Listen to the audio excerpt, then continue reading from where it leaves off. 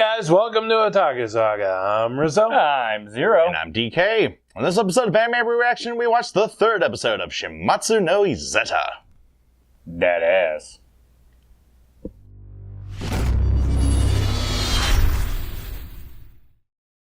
If you want to check out our reaction to the third episode of Shuumatsu no Izetta, hit that link in the description below. And be sure to give us feedback in the comment section because we love hearing from you. And as always, if you like what you see, and I know you're going to with this episode, subscribe to Otaku Saga, and don't forget to like and share our videos. And thanks for watching. Again. That ass. Oh, man. Izetta's ass is magical. It is. It's magical, and it is a power beyond human comprehension. Anyway, so a lot of the stuff we were saying in our reaction for this one was a lot of little itty-bitty technical nitpicks. It's not like game breaking or anything, but just a few things. Number one, the thing that annoys me the most is now I have no idea what's up with Izetta's magic. Yep. Sorry. Because before, in previous episodes, I thought it was just like druidic magic, where, like as far as like the anti-tank rifle goes, she was controlling the wood. Or, right, because you saw with the icicle, she was controlling water. Yeah, any natural kind of element. Yeah. Now, I'm not entirely sure because she was throwing around lances. She was riding on a lance. Swords following her. And surprisingly, that's not an innuendo. Sorry. She was throwing around swords. She literally transformed a machine gun into an anti-tank rifle to ride around on. And then tossed around tanks like they were inflatable or something. Yeah, and just went punk. You. Yeah. It was pretty crazy. And the only thing that I can think of is it was basically the writer's oh shit button. Now at this point in time, I can't see any actual limits. Other than her having to recharge her mana. But at the same time, like, look at what she's done in, half a day? Not even. Like an hour, maybe. A few hours. But at the very end, it looked like the sun was going down. I don't know how long that battle was taking place. So all I can equate is, it was bright day and went to dusk. But yeah, over the course. Could be an hour, could be 3. I don't know. All I can say is But she literally turned around the not Germany's advances. Single-handedly.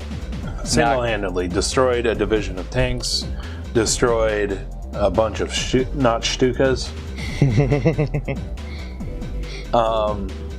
Yeah, I just don't know where her limits are. Yeah, it literally takes away any limits for her, any limitations for her magic, and I don't think that was a good thing. I mean, don't get us wrong. We're loving That was this. incredible. It was incredibly animated. Just an incredible scene. Yeah. Just overall, but... Yeah, completely incredible, but... But in both senses of the word incredible. It was awe-inspiring, at the same time it takes away any credibility regarding the rules behind Izetta's magic. And that's just us being really nitpicky at the story and at the abilities. Trying to figure out where the story behind Izetta's magic goes from here, because I mean, the sky's the limit. And she can literally do anything. Yeah, except not use a bunch of magic at once. Apparently, that's... I don't mind Goku, Naruto, Kirito, people like that. I don't mind that they're extremely powerful and nothing can stop them. Yeah, but they're one-dimensional. Yeah. Yeah. Like that's kind of the point. Like, Goku's like really, really super powerful, but it's almost entirely for combat. to the point where he has not kissed Chi-Chi ever. Even though they've been married for how long now? ... Anyway, like those types of characters, the reason why they're loved is they get their asses beat at a certain point. Something happens where they get their asses beat, they have to train, they have to kick it up a notch. And to be honest, that point might be coming for Izetta, but from what it's shown in this episode, she's basically all-powerful. Well, we have to remember, she has been captured before, so she's had to have been defeated before. So I'm thinking those Germanian, not SS guys, know something that we don't. There's something to maybe exploit her or something like that. Basically her kryptonite. Yeah, we'll see, I guess. Another thing that I want to point out, lances going through planes, a little bit of a stretch. Going through tanks, however. Oh wait, no. Did they go? They didn't go through tanks. I actually don't necessarily have a problem with that because planes are made from aluminum, which is Really thin aluminum. rather malleable. I guess. So, well, basically, I mean, if you're talking aluminum against a steel lance, Yeah, it's like I could see it actually penetrating. I could even see it like destroying the wings or whatever. But if the lance goes through like through the engine block, then the lance is going to be destroyed.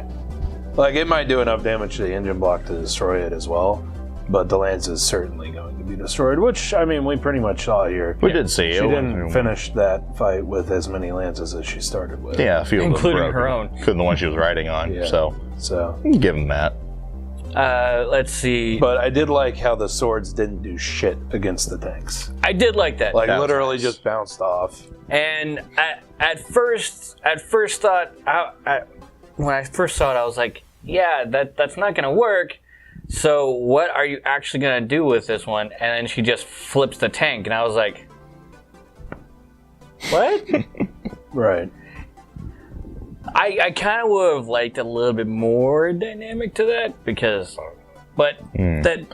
just nitpicking.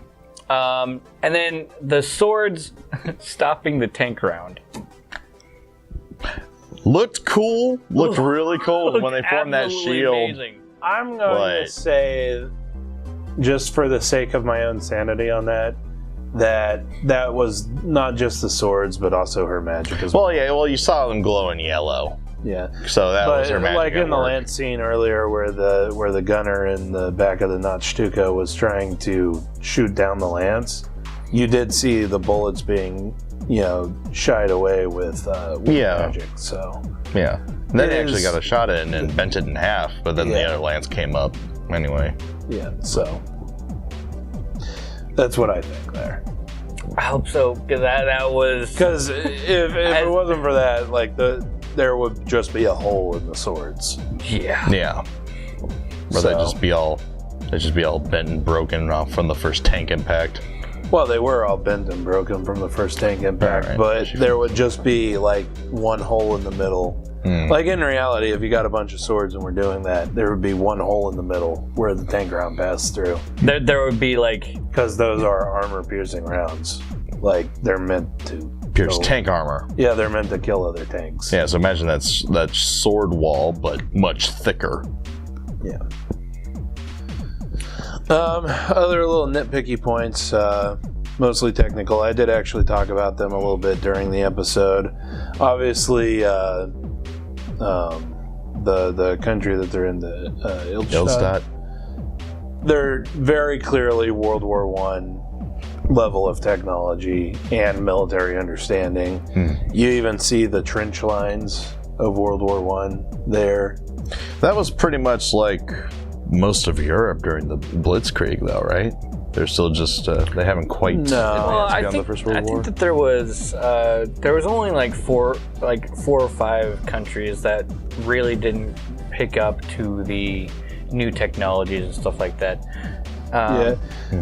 A lot of the countries learned their lesson from World War I because when World War I broke out, everybody was, well, almost everybody was still at that Napoleonic era type. We'll put a bunch of soldiers out on a battlefield and just shoot at each other type. Right. We're going to hold up at the top of the hill and just shoot downward in a perfectly straight line on top of the hill, because that's how they did it in the. That's how warfare is done. Yeah. But advances in technology kind of make that point moot. Because at that point they did have repeating guns, rifle barrels, machine guns. Like that's a big thing. Machine guns, artillery beyond cannons and explosives artillery. Beyond like grenadiers. Yeah, high explosives. Yeah. And at the same basically all that technology just made it a different kind of warfare. But a lot of the countries did more or less learn their lesson from that. So I won't say that every country was more, I guess researched more technology before World War II and updated their tactics, because not every country did. But it wasn't quite as widespread as what happened in World War I. All right. Well, the reason I was kind of bringing that up,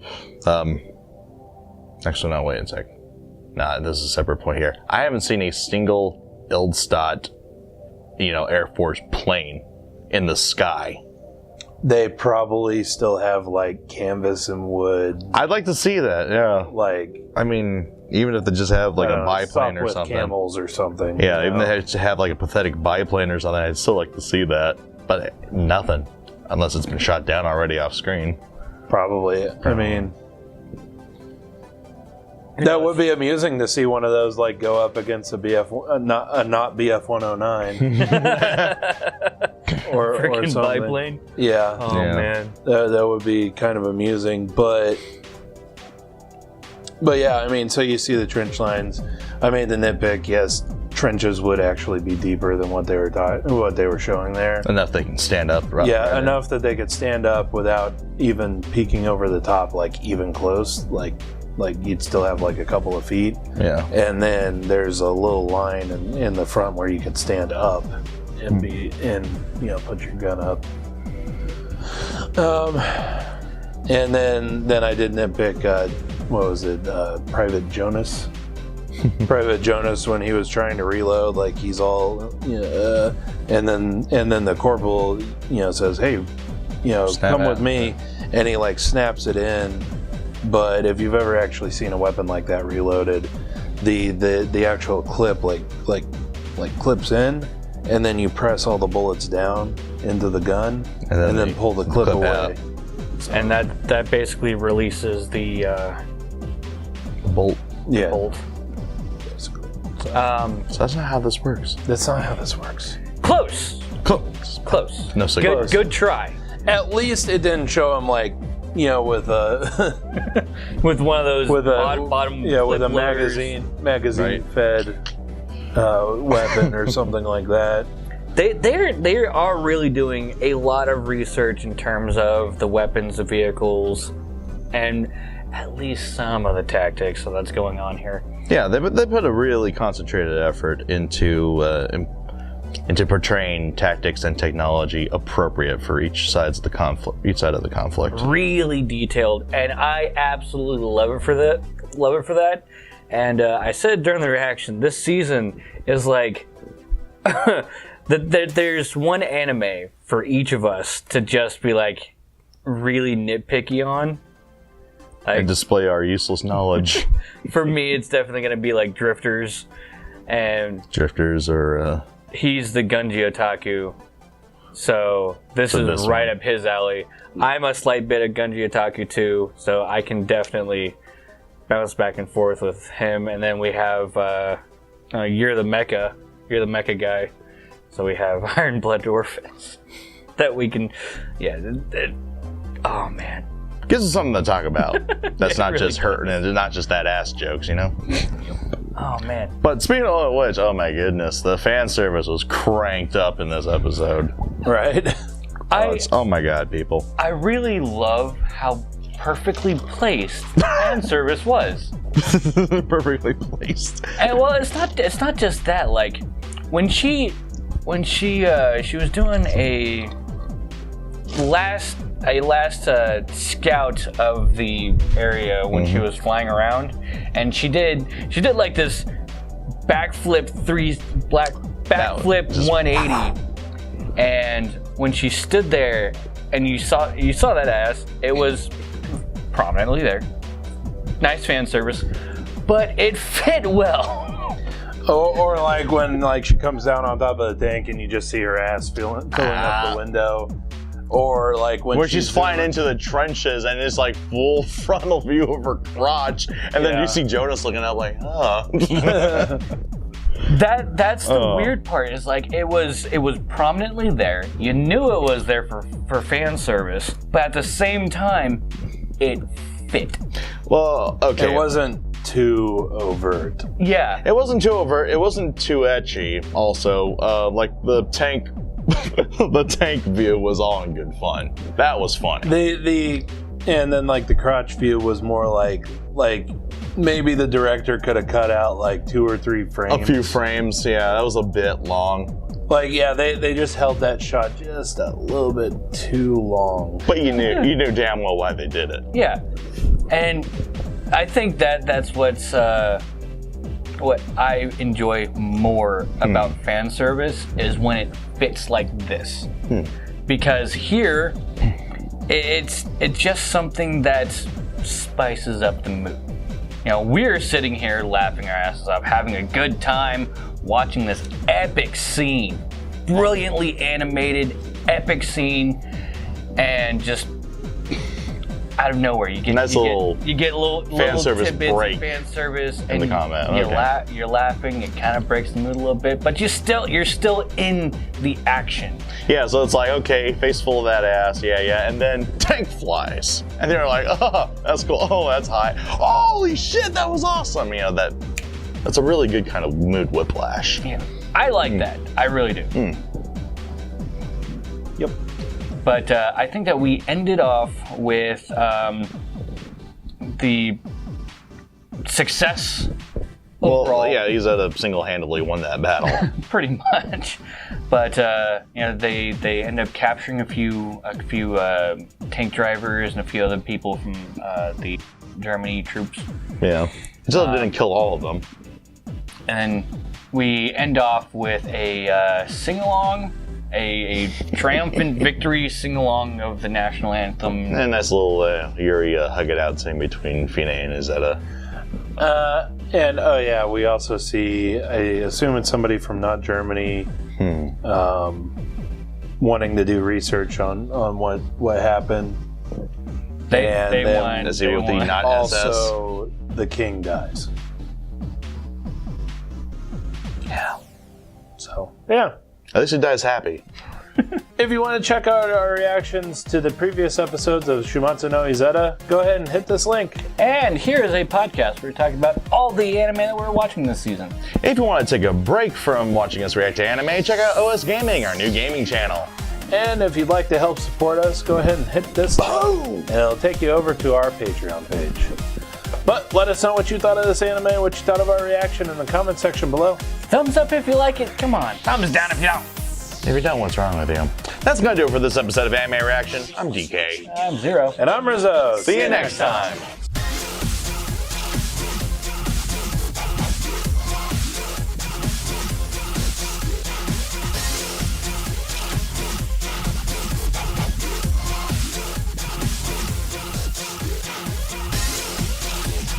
I wonder how long it's going to be until somebody in the comment section tries to correct me on the level of technology and tactics in World War II. Because technically France did... oh, wait, they're already there. Because